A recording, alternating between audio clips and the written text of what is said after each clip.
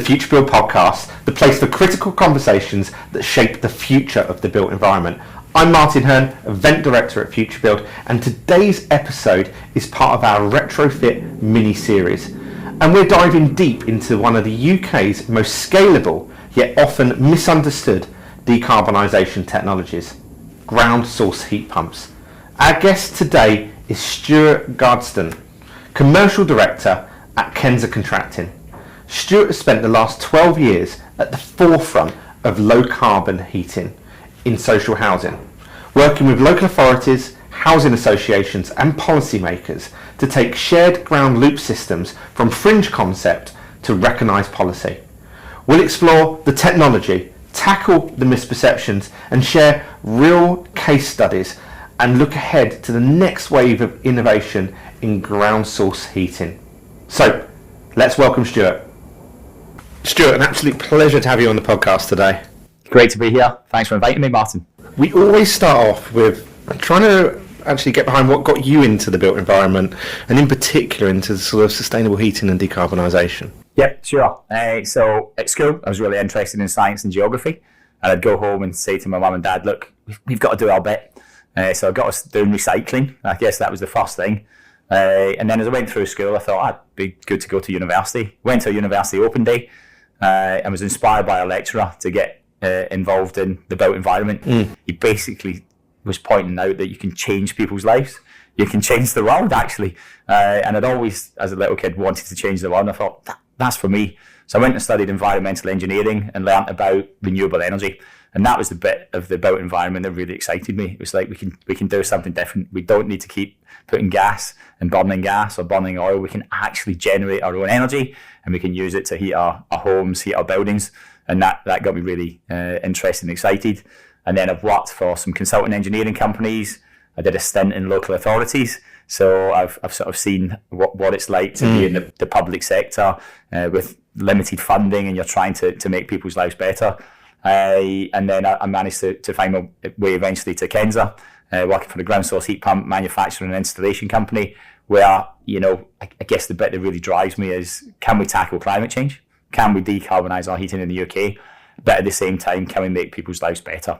Reduce energy bills, take people out of fuel poverty. And, I'm a big believer in that everyone should have equal opportunity. We should have a fair and just society. And I think renewable energy can help us do that. So a big part of your role is working with the housing providers across the UK, especially social housing as well.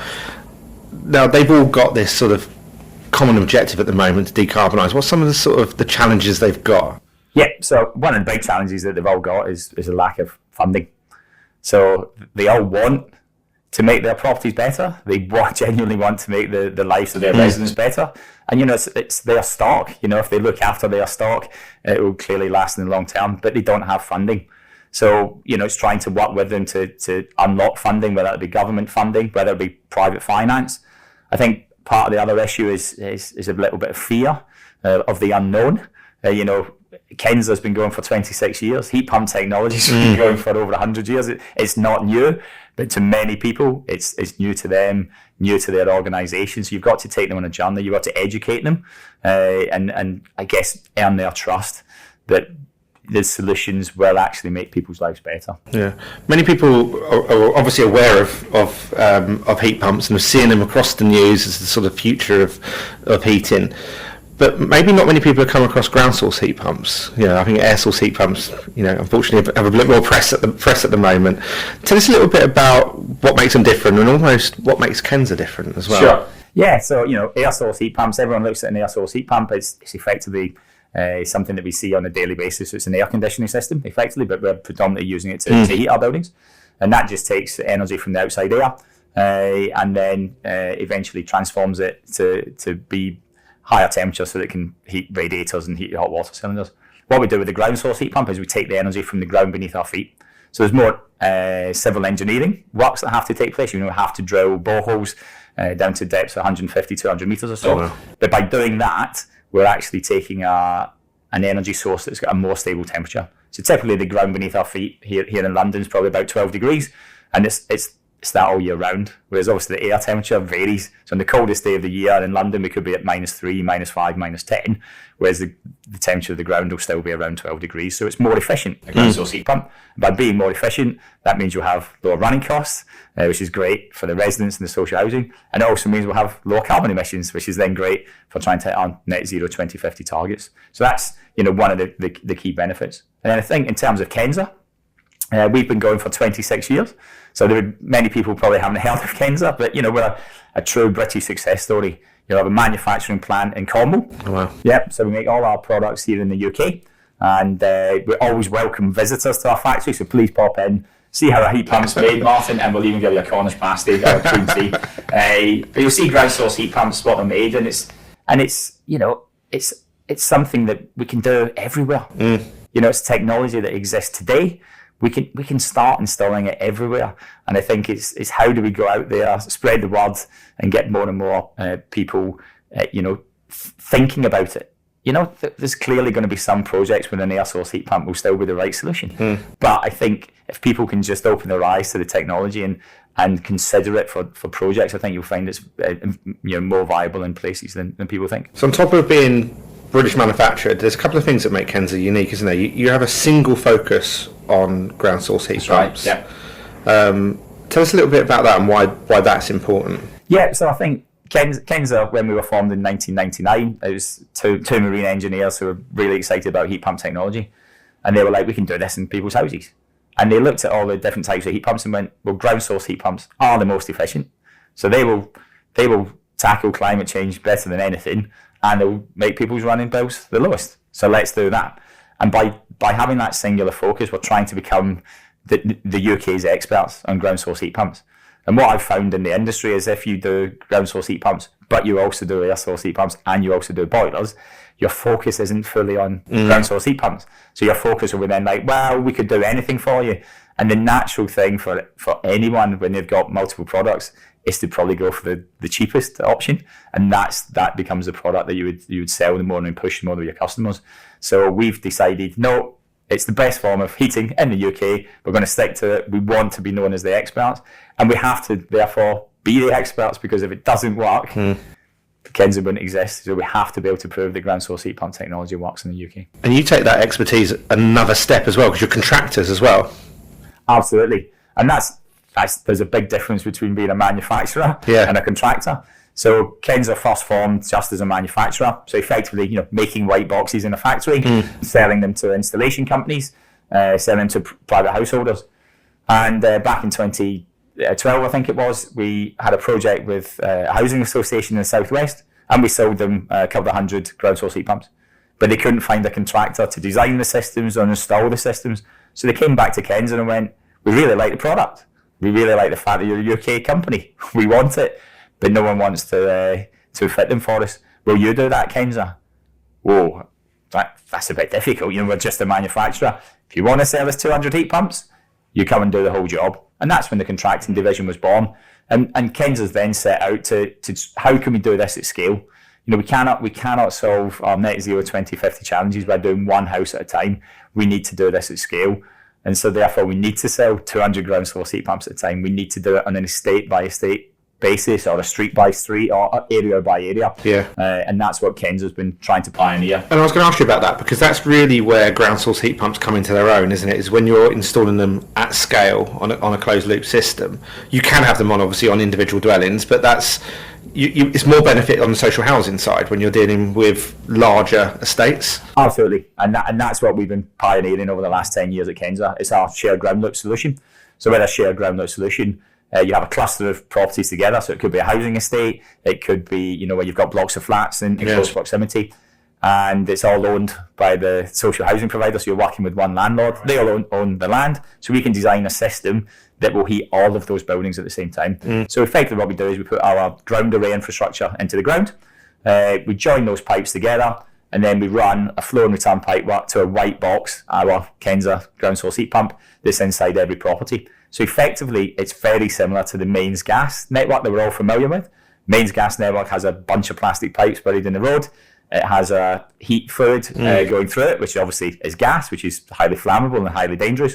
But then that's connected to a white box in everyone's property, and people pay for their heating through their gas bill. Yeah. What we are doing with our shared ground source heat pump system is putting plastic pipes in the ground, which use the ground's energy. So it's, benign, non-toxic, non-flammable, very safe. And then we connect that all together. You put the Kensa shoebox ground source heat pump inside every property, and then the residents, homeowners, pay for their energy through their electric bill. So it's, very simple solution. It's sort of tried and tested. We're trying to, the mains gas system has served Britain well since the 50s. And it's been great.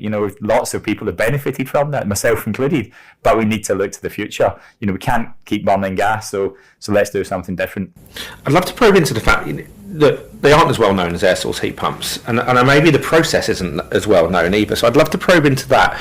I'd love you to sort of explain maybe the experience from two sides. Firstly, the side of the landlord, or the housing provider. What's that like engaging with you? What sort of, it gives visions of I need a whole football pitch outside. There's all these sort of misperceptions. I'd love you to go into some of those, and then afterwards, I'd love to talk from the tenant's perspective as well, because, if I'm on a system, can I control it myself? There's all these misperceptions. I'd love you to touch on some of those, if you could. Yeah, absolutely, Martin. So if you go from a landlord perspective, one of the first things we do is that education piece.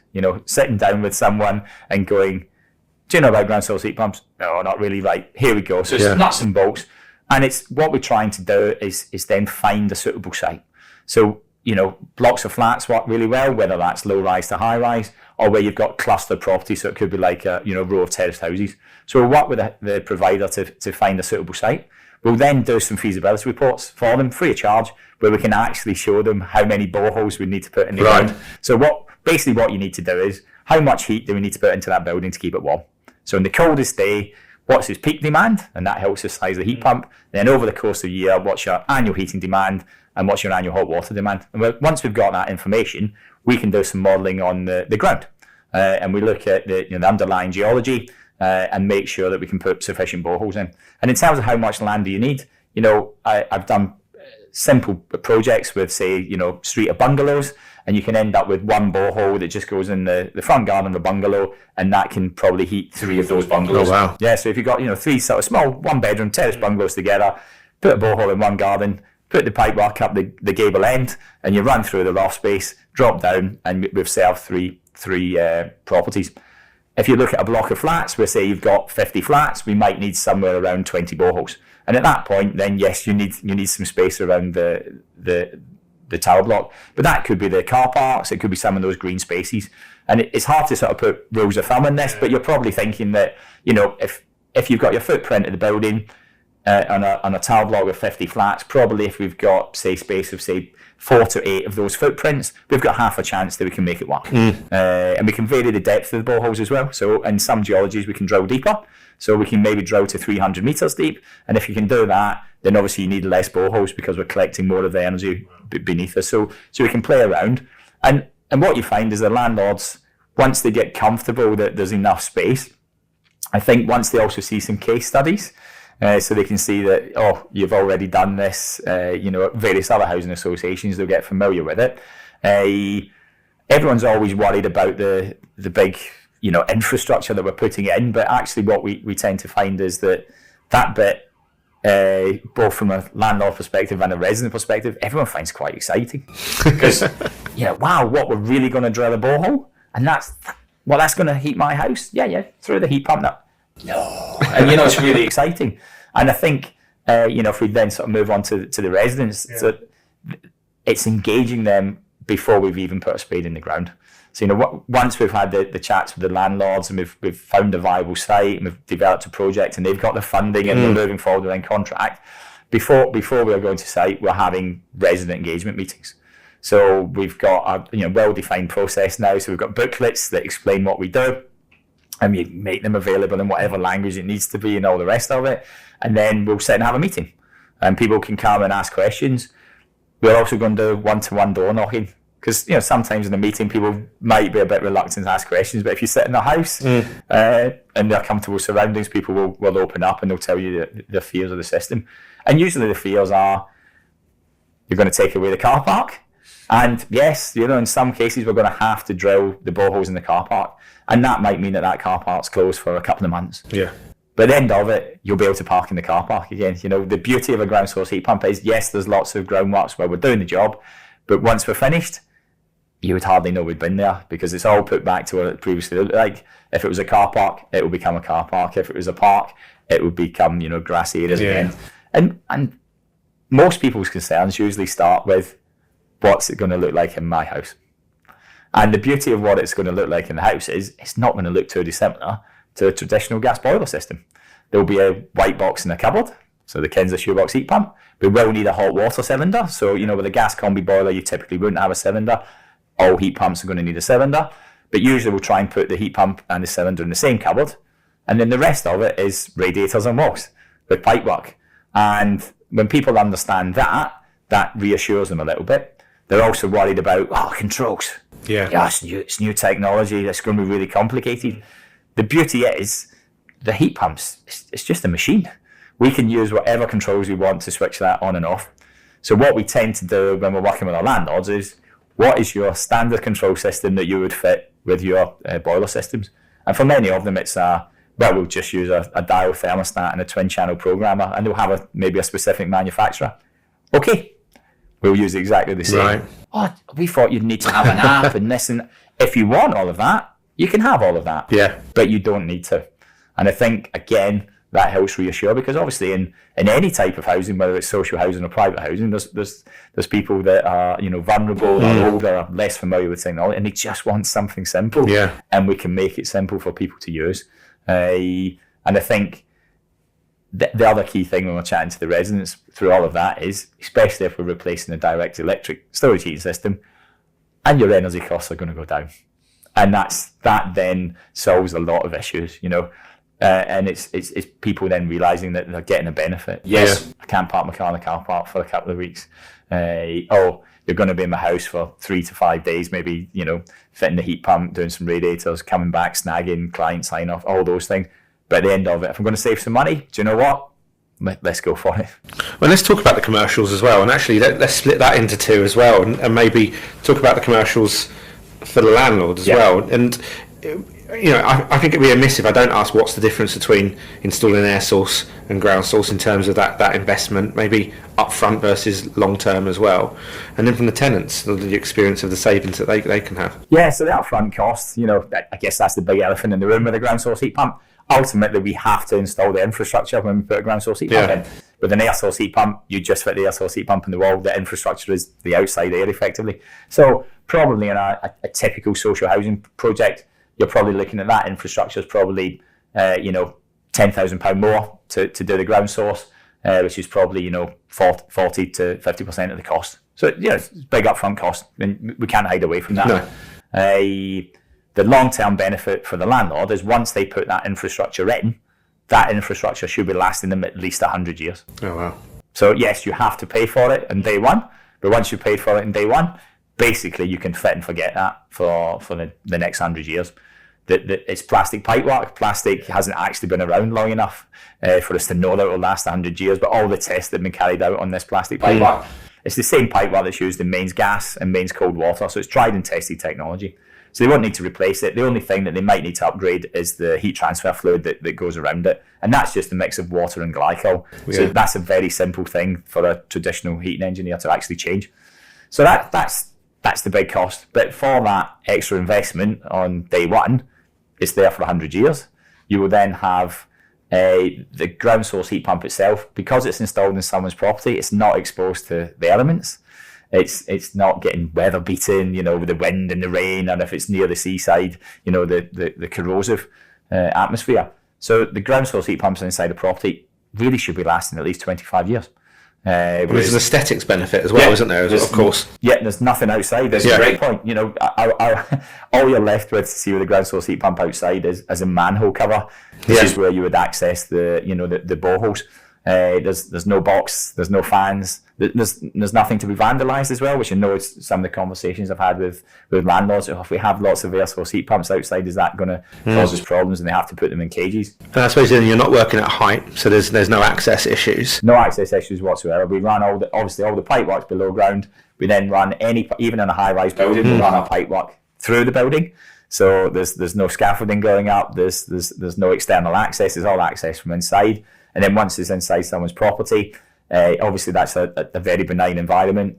Heat pump lasts a long time. So from a landlord perspective, if we can find a way to work with them to overcome the additional upfront capital expenditure, then actually they get those long-term lifetime running cost savings. Obviously, if they've got a carbon target as well, net zero carbon, then the ground source heat pump being more efficient than the air source heat pump will save them more carbon in the long run. And probably replacement cycles for air source are probably in the region of, say, every 15 years. So they'll have to factor that in. Someone will need to go back and do it. If you're not having to do anything for 25 years, it's less disruption to the resident as well, because no one's having to really go and visit the property. Before we go on to the resident costs, I'm just intrigued whether, is there planning issues with putting boreholes down, and I suppose especially around heritage sites as well? Yeah, good question. So if you're not a listed building or a conservation area, then as long as your boreholes are going on what's called the curtilage of the dwelling, so basically on the land that is owned by that building, then there's no planning. So, we could go and drill a borehole tomorrow and don't need to get permission. It's quite crazy to think about it in some respects. We can just go and drill a 300-metre borehole in that tower block land because they own it and it's permitted development. But that's the planning laws that we've got in the UK, and that's obviously helped to drive the technology. Clearly, if you're a listed building in a conservation area, then you need to go and consult with the planning authority. There's a few other permissions. So, for example, when we're drilling, we might need to consult with the Environment Agency if we're going into certain types of aquifers. It's very few and far between, and that's a standard process. So, if you're in what's called a source protection zone 1, then you just follow a process and get permission to do it. And there's a few other things that you need to check clearly, like unexploded ordnance. What other buried services have we got in the ground that you don't need to do with air source? But clearly, air source heat pumps also got rules and regulations related. They are permitted development as well, provided they meet certain rules. So there's not too much extra burden for doing a ground source as doing an air source. And I know this is obviously depends on a lot of factors, but what's the sort of time frame for an install? From breaking ground to completing the 40-50 flats. Yeah, so if we talk about that typical site of 40-50 flats, in that scenario, we'd probably only be drilling, say, around 20 boreholes. If we're on a reasonable geology and a nice easy site to work on, we're always aiming for at least 2 boreholes a week. So if you're doing 20 boreholes, 2 boreholes a week with 1 drill rig, we get that done in about 10 weeks. We then have to do some connecting pipe work from the boreholes. We can have a bit of overlap because obviously once you've drilled some boreholes, you can have another team coming behind digging the trenches. But that would probably then carry on for an extra 2 to 3 weeks. At the same time that we're doing that, we could be installing the pipework to run that through the flats to, say, the boundary of each door, so that then you can then connect that up. So as soon as the ground array is complete, fully pressure tested and ready to go, at that point we can start installing the first heat pump in the property. The heat pump inside the property, day one, we'll take out the existing heating system, take out the existing hot water system, put the new hot water cylinder in, run it on an immersion heater for day one, so the resident's never left without hot water. And then on day 2, we'll finish with the new radiator circuit, connecting the heat pump. So at the end of day 2, we'll have set the heat pump to run, and it will now be providing the heating and hot water. Oh, wow. Days 3 and 4 will be snagging, doing whatever making good we need to make good, and then showing the resident how to use the controls, and then having the client come in to do a quality check as well, so we can sign it off and say it's done. And that heat pump, even though we've still got, say, another 49 to do, that one is now connected to the array and is all working. And that's one of the beauties of the solution. Once the infrastructure's in, we can install the properties one at a time. And you don't need to necessarily install it in any order. So you could, ground floor flat, then we could go and do a top floor. So it makes it very flexible. And then it means that you can really progress that project. So on a typical 50 unit project, if we've had, say, about that 3 months of work in the ground, we can install, anywhere between 4 and 20 flats a week, depending on how fast the landlord wants to go. But if you were doing a block of 50, you'd maybe got about 8 a week. So that's 6 to 7 weeks. Yeah. So you're probably looking at, say, 5 to 6 months from the first spade in the ground to we've completely finished, everyone's heating's up and running, and we've left site. So yeah, there's some disruption for 6 months, but at the end of that 6 months, you're then left with a heating system that's there for the next 100 years. Your approach on the infrastructure side is almost similar to what they do with cables. When they put it in the your cable broadband or whatever, isn't it? You take it to door and you're ready to connect when you want to. Yeah, and that's also a really important thing, because especially when we're working in blocks of flats, sometimes there's some leaseholders in there. Oh yeah. And this is a question we get from housing providers all the time. Wow, in the properties that we own, we can work with our residents and they'll all have the system, but if it's a leaseholder, they might not want it. And at that point, it's like, well, we can take the infrastructure up to their door.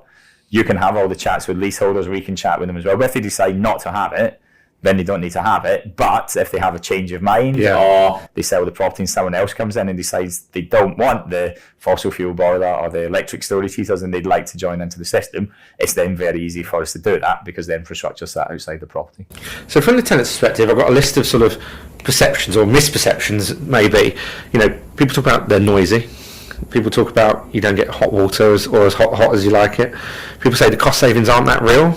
Can we sort of absolutely go through those three? Yeah, so there's probably some more as well. There's lots of misperceptions. So in terms of noisy, what we try to do at Kensa is design the smallest and quietest heat pump that we can, so that it's suitable for UK properties. And you call this a shoebox? Yeah, we call it a shoebox. And is it the size of a shoebox? Unfortunately, if you've got big shoes. Shaquille O'Neal shoes. Yes, my shoes, I probably have a few pairs in there. It's a big cube, effectively. If people can imagine, something that's 600 millimeters in all directions. Like a carry-on case for if you're going on holiday. Yeah, like that. So it's definitely, bigger than a pair of shoes, but not the size of like a fridge or a fridge freezer, which I think is what people think of when they think of those heat pumps.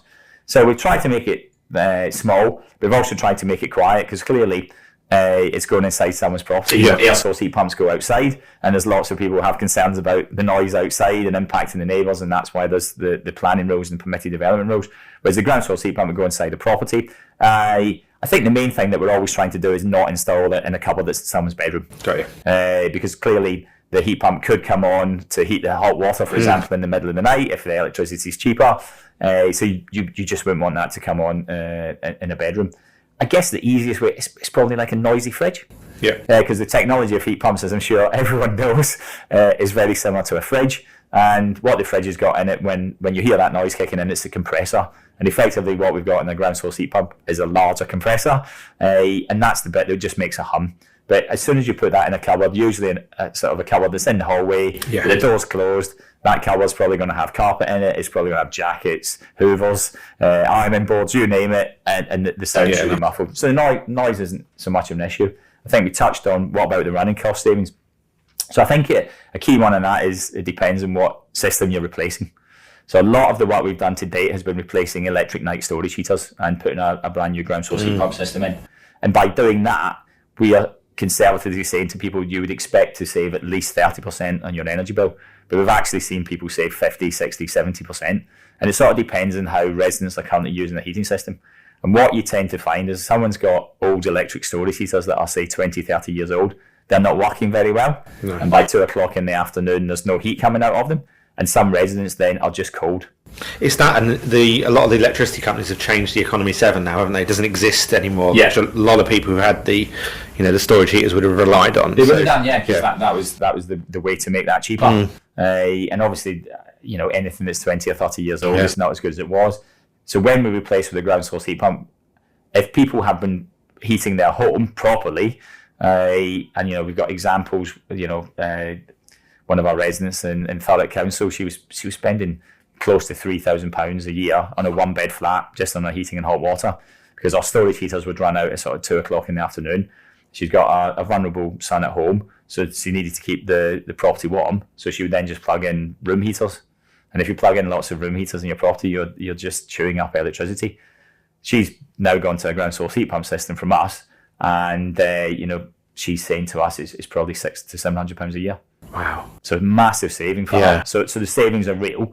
If you're going against a gas boiler system, the savings won't be as significant. And the main reason for that is that gas is cheap. If everyone looks at the Ofgem sort of price caps, which most of us are probably on unless you've got a fixed deal, the difference between your unit of gas and unit of electricity is probably about 3. So, gas is 3 times cheaper than electric. If you put a ground source heat pump in compared to a gas boiler, it will be just over 3 times more efficient than the gas boiler. Yeah. But if the price of electric is 3 times more than gas, then the running cost savings are minimal. The main savings you'll get is if you're replacing gas, we're always recommending as the Housing Association to remove gas completely. So take out gas cookers as well if they exist. And then by removing the gas completely, you take away the gas standing charge.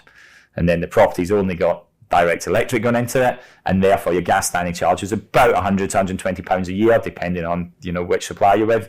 You would automatically save that, and then you would make a small saving. So we can show a saving against gas, but clearly, nowhere near is what it is. But I suppose from a landlord perspective as well, this is massively future-proofing you, especially around your EPCs as well, and what you need to bring your flats up to standard. Absolutely. I'm also seeing that the EPCs are going to be getting improved and developed over the coming years, and I think that will also be showing that it's more favourable to be putting heat pumps in. Yeah. Especially as we continue to decarbonise the grid.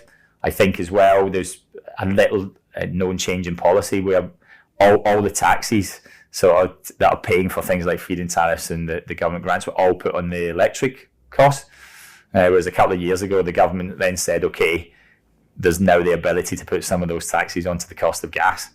And I think what we need to see happen, and clearly it needs to be done in a phased way. If we just put gas up overnight, we've now put most of the UK in fuel poverty, because gas is still probably in 90% of people's properties in the UK.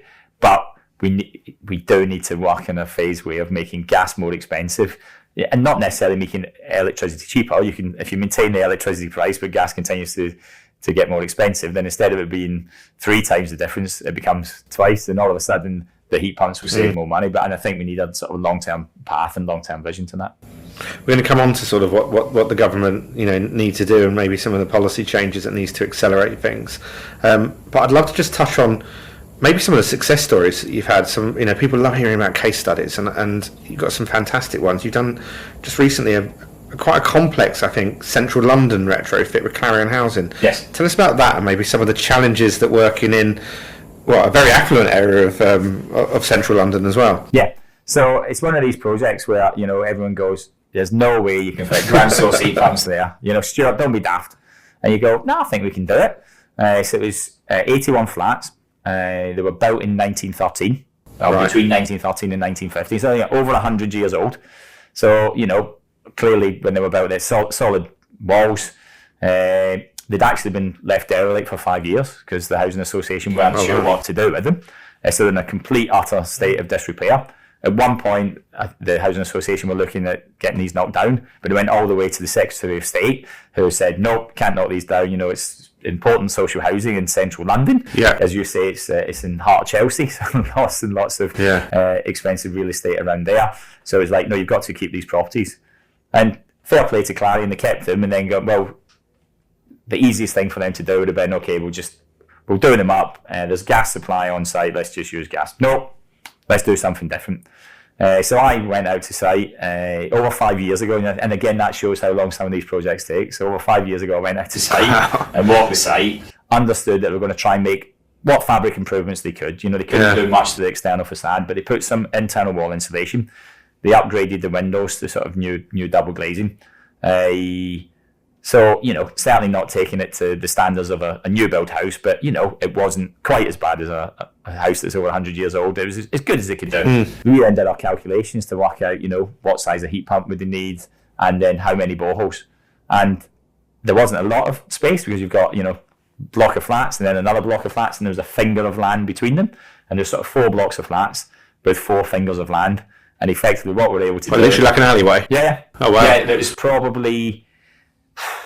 maybe the width of 2 cars. Like you could probably have 2, maybe 3 at a push. Like if you had 3 cars side by side, you probably. And with those fingers of land, they weren't particularly long. We worked out that we could get the drill rig down one of them, and then if you put the drill rig all the way down and drilled a hole, and then reversed it, drilled another hole, then reversed it and drilled another hole, we could get enough boreholes in for that block. Then out onto the road, take the drill rig down the road into the next sort of finger of land alleyway. exactly the same Wow. thing, into the fireplace and reverse it. And clearly there was a lot of coordination with our trades that were on site because the properties were getting fully refurbished. So, you know, we couldn't be there when the scaffolding was up because there then wasn't enough space. But that was a challenge. Other challenges you have in London is, in that particular site, we ended up finding there's an underground air raid shelter, which everyone was delighted about. Oh, that's interesting, isn't it? See, when you're putting a ground source, you don't really want interesting. You just want boring because like we've done all the underground sets, so we know where the gas pipe are, we know where the electric cables are, we know where everything. Yeah, no tubes. We've done the check. We've checked that there's no unexploded. So you've done all these checks, but air raid shelters don't show up in any check that you do, and no one in the estate knew about it. It wasn't the biggest problem. It was when we were doing some of our trenching, so you just have to find another route. But it shows that on a congested site in central London, you can imagine it's like Spaghetti Junction down there, and there was an air raid shelter. We still managed to get 27 boreholes in on this site to feed the 81 properties, and then the 81 properties, they've all got the Kensa shoebox heat pump, hot water cylinder, brand new radiators, simple control system. All the residents are now moved in, and you know, clearly we haven't yet gone through the full winter cycle, but everyone's been happy. You know, they're all happy with the amount of hot water they're getting at the moment, happy with the new system, and you know, as we go through the winter now. But it's one of those projects where we just ticked a lot of this off. You know, can't do it in central London, tick. Can't do it in dense urban environments, tick. Can't do it in flats that are over 100 years old, tick. Can't do it in flats full stop, tick. You know, what other myths do you want to throw at me?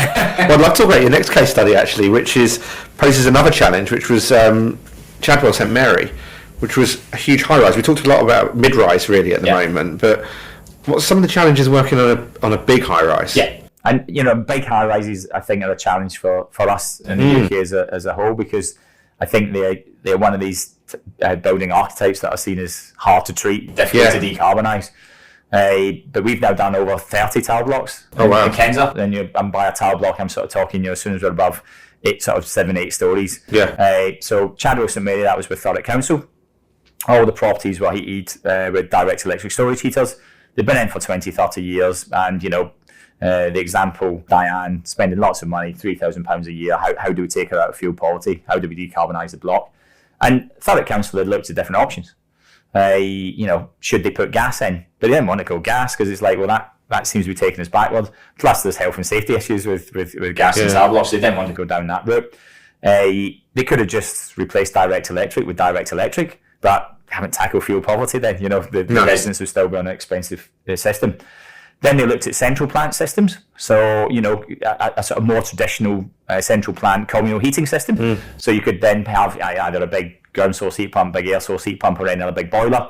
The issue you've got with them is they generate that hot water centrally, so probably in the basement, and then you have to circulate that water 24 hours a day, 7 days a week around the building, just in case someone at some point wants to switch on a tap and have hot water or switch the heating up. You've probably got shared bills and there's the metering and billing regulations, and that's all changing, and Thurrock Council looked at all of that and went, whoa, hang on a minute, there's a lot of admin involved for us to do that.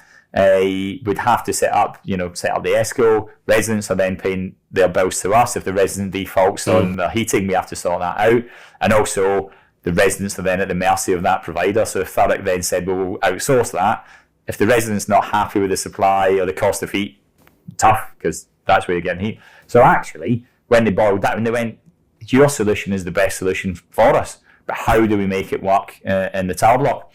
That was a building that still had some unfilled cavities, so we got the cavities filled, and they brought in a contractor who did that on abseil, which was quite a novel way of filling the cavity wall, putting the insulation in. So again, that just made the building fabric as good as you could do on a 1960s tower block.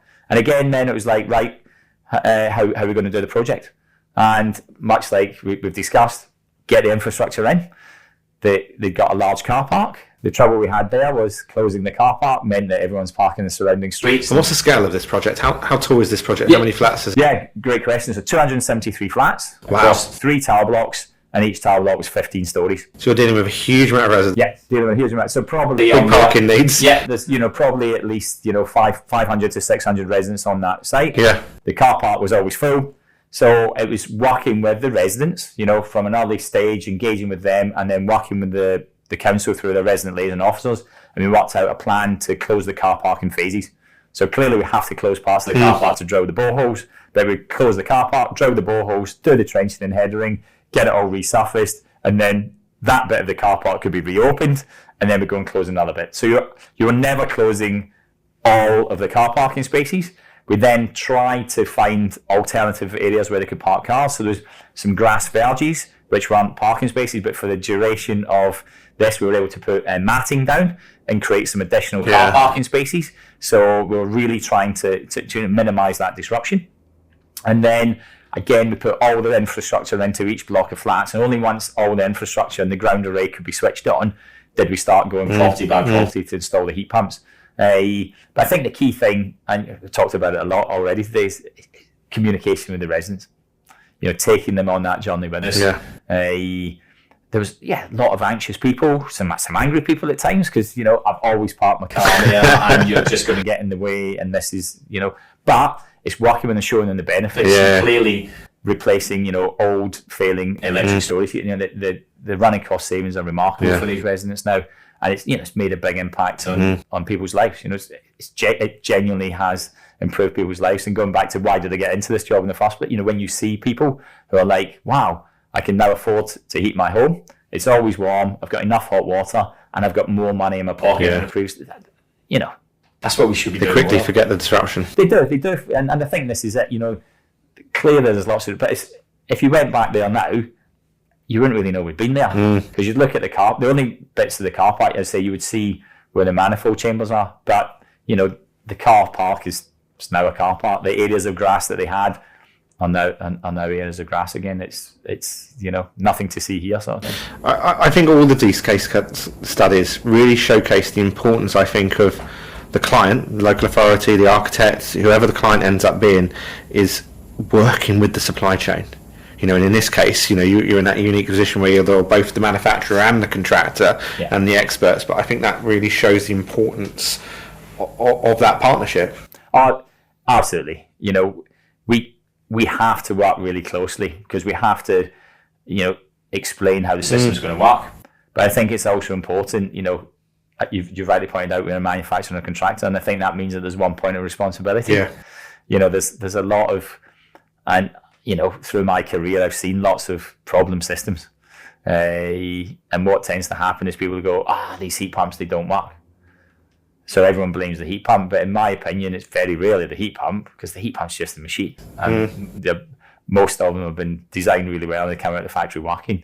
The heat pump's not working because it's probably been designed incorrectly, installed incorrectly, commissioned badly, and there might be a bit of user error in there. Because what we're trying to do is work with our partners, in the housing association and local authorities, and go, it's our heat pump, so we know exactly what it's going to do. We will then design the system, we will then install it and commission it, and if at any point through any of that process it's not working and you're not happy, come and speak to me, because this whole project is got Kensa's name on it. So it's clearly in our best interest to make it work. And having worked for other manufacturers in the past, I know from bitter experience that the box that has the manufacturer's name on it, they will always be the company that gets the call when something goes wrong. So it's like, if we've installed it, it's up to us to put it right. But because we know what we're doing, they work.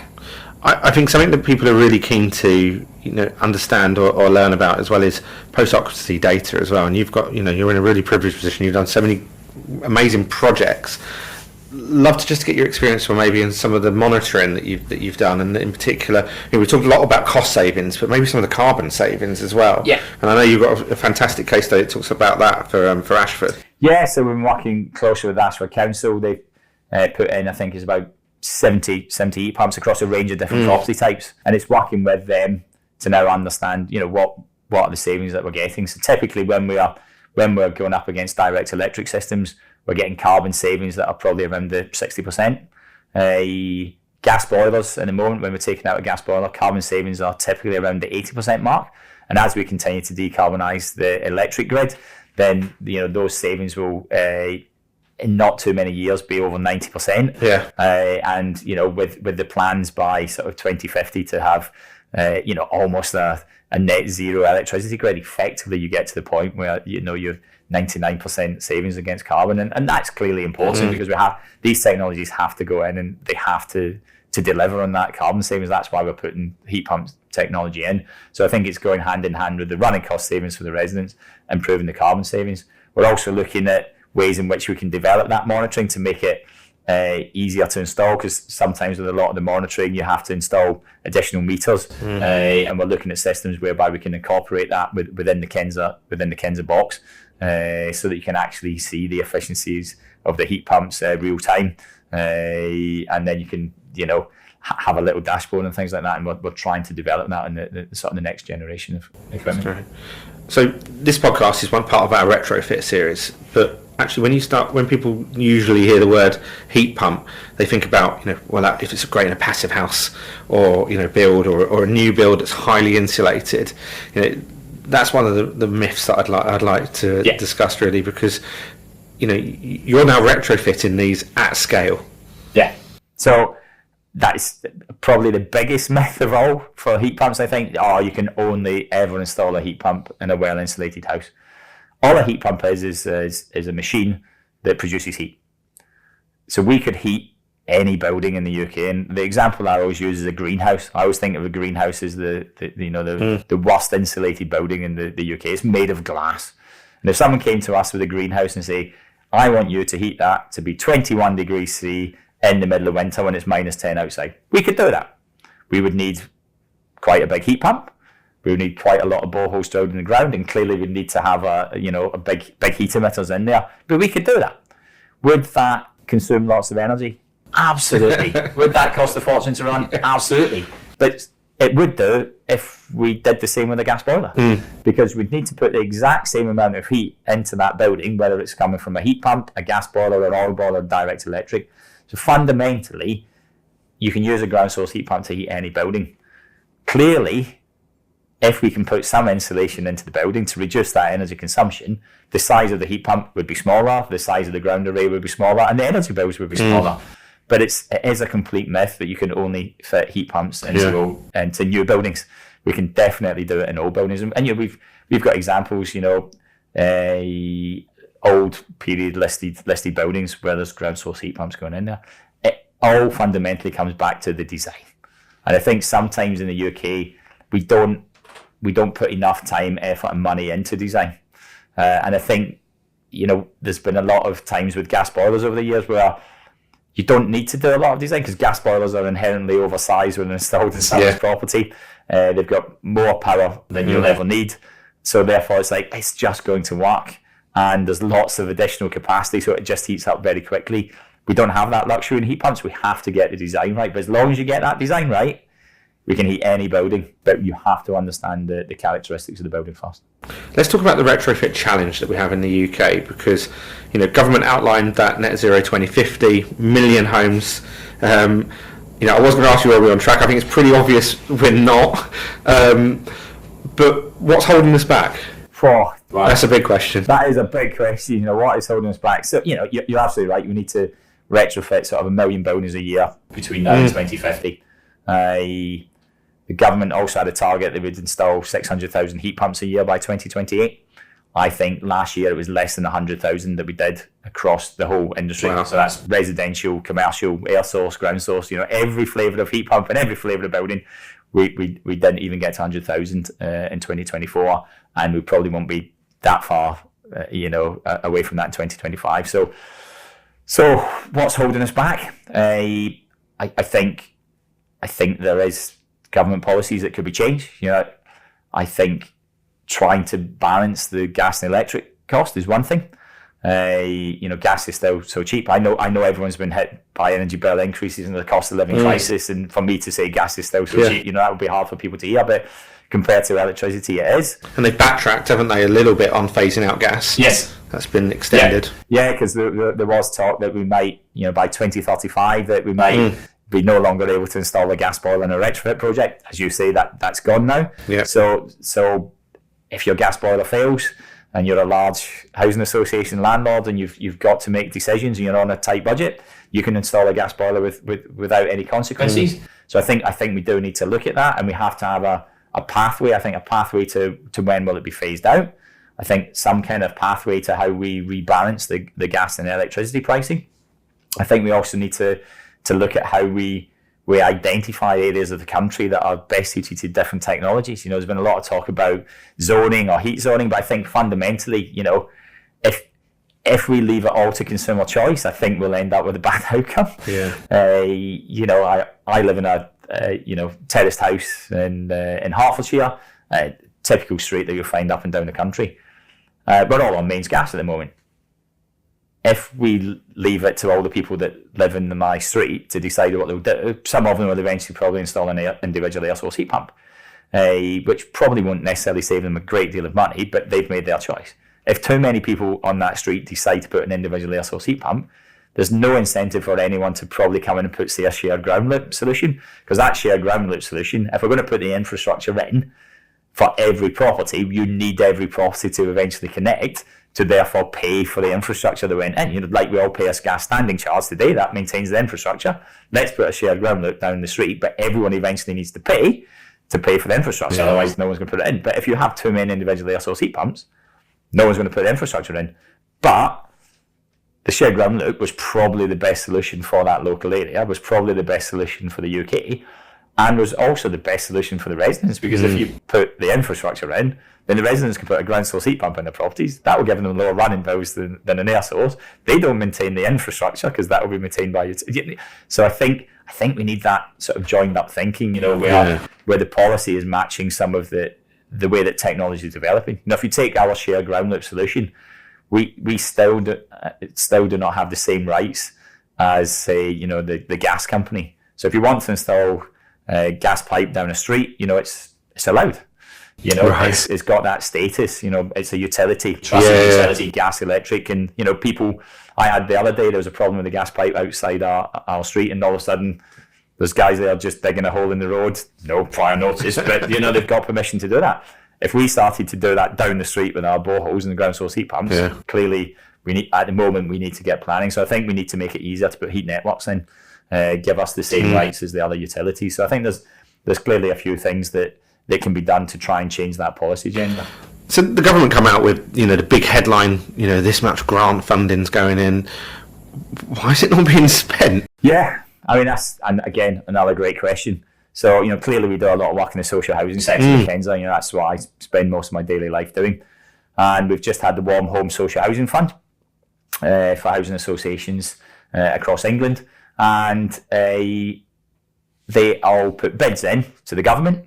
Yeah. And the cumulative total of those bids was about £2.5 billion. But the government only had £1.2 billion. So therefore couldn't fund all the projects. So the government have then had to say, okay, well, we'll spend that 1.2 billion, but they've then gone back to all the housing associations and local authorities, and everyone's got typically between 40% to 60% of the grant. A few got most of it, but most bids got only between 40 and 60%. So then all those housing associations and local authorities now have to decide, do they have more of their own money to put in to do the amount of properties that they bid for? And in most cases, the answer is no. So they're now all having to reevaluate what the priorities are, having to get approval from the board, and all of a sudden, it just becomes a very slow process. And, in the first few months of Warm Home Social Housing Fund, hardly any money's been spent. And I think we need to get better in the UK. So you've got some projects. How can we break down some red tape? How can we break down some bureaucracy? How can we go from these big announcements that there's lots of funding and just make it happen?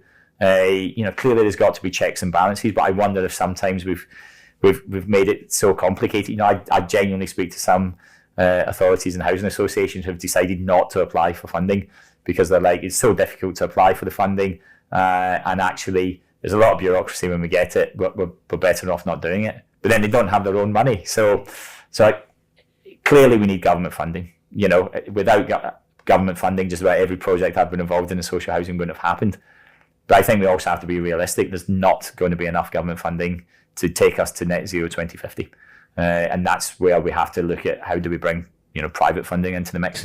And that's some of the innovations that we're looking at Kensa. We're a heat pump manufacturer, a heat pump installer, and now we're having to look at ways that we can maybe bring finance to the table because local authorities and housing associations and central government need the support of the private sector. Am I right in saying that Scotland's had a little bit more success than England in terms of accessing some of this funding and allocating it properly. Is it worth just talking about some of the differences there between Absolutely, the two? yeah. So in Scotland, we've got the Scottish Heat Network Fund, and we've successfully worked with quite a few housing associations to get that money for some of their projects, and we're actually on site at the moment in Renfrewshire. Right. 180 flats across 2 tower blocks, and they've received around about 30 to 35% of the funding through the Scottish Heat Network Fund. And that was enough for them to, give them enough funding to then make it affordable to do the rest of it. The way it's been set up in Scotland, you can apply at any time, whereas the way that the Warm Homes funding was set up in England was there's a deadline. Everyone had to get their grant application in by the deadline, and then it's now all been allocated, and there'll be you've got your funding, spend it over the next 3 years, there'll be no more funding. Whereas what they're hoping to do in Scotland, the next lot of funding will probably be announced early part of 2026, and we're expecting, obviously it could change, but we're expecting that it'll be a rolling round of grants. So you can put an application in, do a project, and if it's gone well and you want to do more projects, you can put another application in. And I know that there's been some devolved funding, so West Midlands Combined Authority and Greater Manchester Combined Authority, they had devolved Warm Home Social Housing Fund, and they've looked at trying to set the models up differently. So I think people and organisations are trying to work out what is the best way to support our housing providers to access this funding. And I think we often end up with funding whereby there's just arbitrary dates where things end. And what you sometimes end up with is a mad panic and a mad rush to get the funding, never got to spend it, and that can sometimes end up with bad decisions and bad outcomes. Because if there's an arbitrary date you need to spend funding, has the project been properly thought through? So I think, again, it's that how do we balance that? I guess every funding stream needs a deadline at some point, but can we be a little bit more flexible? If people have got a good project and it's going to go well and it's going to deliver the outcomes we need, then can we make it maybe easier to make sure that it could be extended for a little bit of time, provided that the outcomes are met? I think we can all agree there's a change needs to happen. We need change, yeah. Absolutely. We always finish the podcast on innovation, and Kensa 26 years, at the forefront of ground source heat pump innovation. I'd love to just sort of glimpse into what does the future hold, because with your shoebox you've developed a small compact sort of solution there. Can you get smaller? What's next? So I always challenge my R&D team. Can we make it smaller? Can we make it quieter? Can we make it more efficient? And ultimately, can we make it cheaper as well? Because I think one of the big innovations that we have to do in our industry is how do we keep bringing the cost down? And that's not just the cost of the product, that's the cost of the whole solution. So that's the challenge to the R&D team. One of the ways in which the cost can come down, and we are seeing it as Kensa, we're a growing company, we're selling more heat pumps year on year. If you build more of these heat pumps at scale, they're cheaper because we can automate processes in the factory. We can then buy the raw components at a better price. So that's a key way in which we can bring costs down. I think other ways in which we can look at developing the technology is how do we link into sources of waste heat. So what we do at Kensa, obviously with our shared ground loop, we put boreholes in the ground and we take heat out of the ground to then go into our ground source heat pumps to provide heating and hot water. But if we can put heat into the ground from a waste heat source, then actually we're making the ground more efficient. So can we take waste heat, for example, from data centres? Now, there's been a lot of information in the news about data. Are they good for the environment, bad for the environment? I think data centres are here to stay. ChatGPT and all the mobile phones and everything, they're here to stay. But they generate a lot of waste heat. How do we capture that waste heat? A typical, data centre, when it needs cooling, you put a chiller on there, the waste heat just goes to the atmosphere. If we can take the waste heat, put it into our boreholes, the ground infrastructure, we store that waste heat to be used in this building over here or that building over there to help power their ground source heat pump and produce heating and hot water. And there's a really exciting project we're involved in Cambridgeshire, the Melbourne Energy Superloop. And what we're looking to do there is actually get a data centre installed in the village. The data centre will get a lot of the electricity to run from a PV system that's installed in a nearby field. Right. So it's generating a lot of electricity. We run a private wire to the data centre, and then the data centre, waste heat will hopefully go into a network of boreholes and ambient loop, and the plan being that we could put this network around the whole village of Melbourne and Cambridgeshire. I think there's about 2,000 to 3,000 properties there. So actually, you could take that whole village and put them all on ground source heat pumps, all being supported by the data centre, and all because the ground temperature would be nice and warm with the waste heat going from the data centre, all of those ground source heat pumps would be more efficient than any other form of heating system you could put in there, including gas. So everyone in the village could have that solution. It would be cheaper for them to run. And, you know, the team's now looking at various models, but because private residents could get the boiler upgrade scheme in that case, so it's still a retrofit project, it's not social housing, but a lot of it private housing, they could get the boiler upgrade scheme. That would give them a grant of 7,500. Hopefully that would actually cover all or most of the install. So you're actually going to people in a street and going, you can have this solution, you need to apply for this grant, but for either no upfront cost or small upfront cost, you get the latest in renewable energy technology, decarbonise your heating, save energy bills. And I think that's, I guess, I look at that project and think, if we hadn't have done the projects that we're doing in the social housing sector to prove that shared ground loop technology works, then we couldn't be looking at these things. And if that kind of a project could work in that scale, that could work anywhere in the UK. And that's how we do mass scale retrofit. You know, if we're going to do 1 million houses a year, we've got to think big. We can't just go, well, this one house can have a bit of insulation and a new heat pump, and then we'll do it with that one house. It's like, how do we do it a village at a time? Amazing. So if I'm a local authority, or I'm a housing association, I'm listening to this going, do you know what, I think I need to get involved. How do we get involved with Kensa? How do people reach out to you? We'll put some links, you know, in the bio as well. Absolutely. So please, you know, go on our website. You know, you'll find contact details for Kensa. Look me up on LinkedIn, Stuart Gadsden. We want to just sit down and have conversations with people. You know, let's have a look at your stock. You know, what properties are giving you the biggest headache at the moment? You know, we've done that with a few housing associations. What's your biggest problem site? Well, it's this one and we can't find a solution. Okay, let us have a look at it. Can we come up with a solution for you? And, you know, work with you. You know, let's put budget costs together. How can we help you get the right level of funding? You know, if housing providers have got warm homes funding at the moment, you can, even if you haven't spoken to Kensa already, you can use some of that funding to go on a Kensa system. You know, we've spoken to the government, we've spoken to RISE, who are supporting local authorities, and they are up for change requests. So, and we can go tomorrow. You know, we've got a solution. We can go tomorrow. You know, we've got our own drilling rigs, we've got our own design teams. Clearly, we make the heat pumps in our factories. We're ready to go. You know, and we just want to speak to people, work with it, and make a difference. Stuart, brilliant. Thank you so much for your time, and thank you for the amazing positive impact that you're having on the built environment. Thanks for inviting me, Martin. Really enjoyed it. Thank you.